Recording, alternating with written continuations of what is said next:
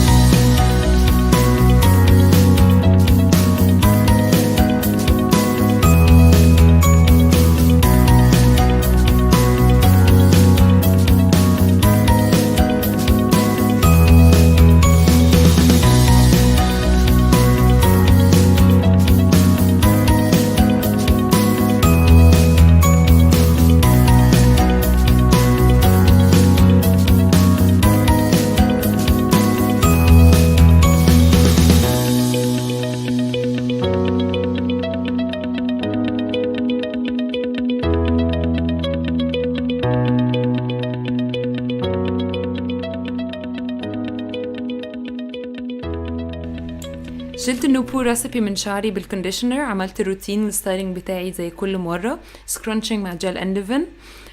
حاسه بديفينيشن الكيرلز احسن بكتير، وحاسه ان شعري نظيف حتى من الجذور، في احساس نظيف كده في شعري.